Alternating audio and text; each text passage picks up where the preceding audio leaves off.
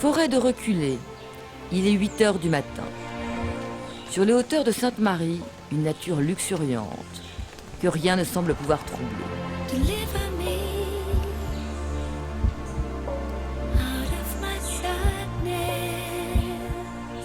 Rien, sinon ces quelques randonneurs qui arpentent lentement ces sentiers sinueux.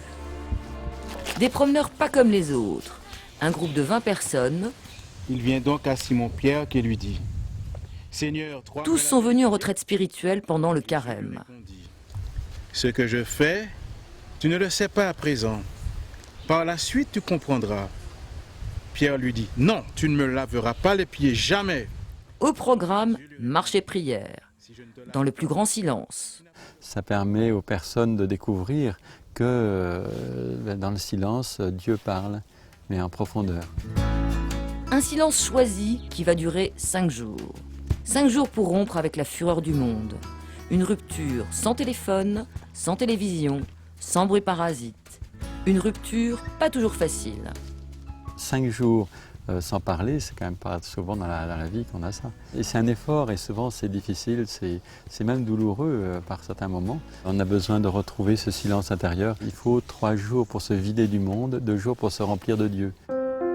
Chaque année, Josette, assistante de direction, s'accorde cette pause essentielle. Cette retraite me permet de prendre du recul avec le quotidien et puis de me ressourcer.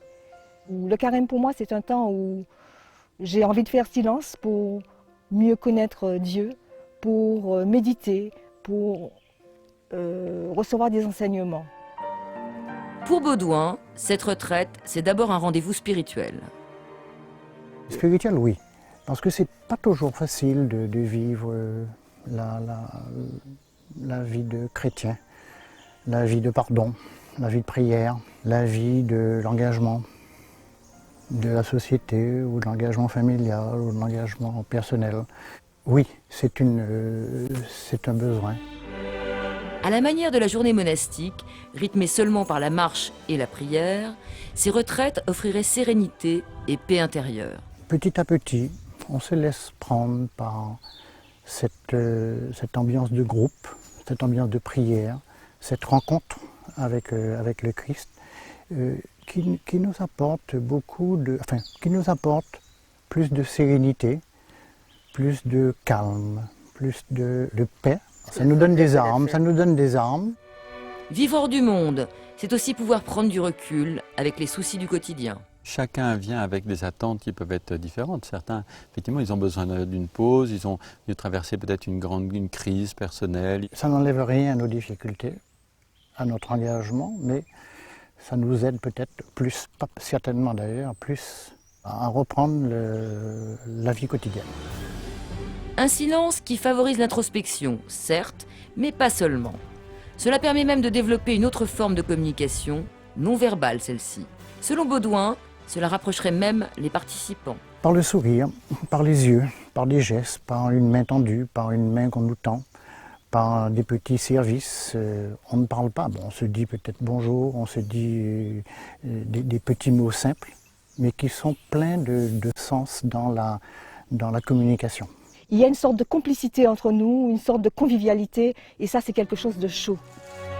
Après une marche de 2 heures, première étape, celle de l'enseignement dispensé par le père Hugues Lafine.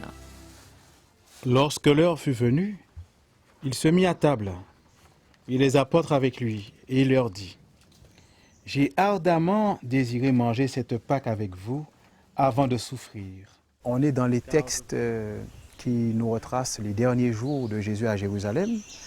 Et ce qu'on vient rechercher, là, c'est des enseignements qui accompagnent toute une marche, tout un cheminement intérieur. 16 heures, retour au foyer de la Charité.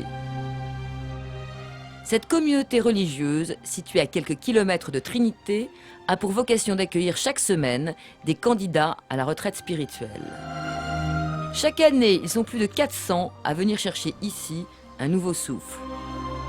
Épuisés, les retraitants de marche et prière descendent du bus. Ils partiront se reposer quelques minutes dans leur chambre, avant de retrouver la chapelle pour l'office de l'adoration.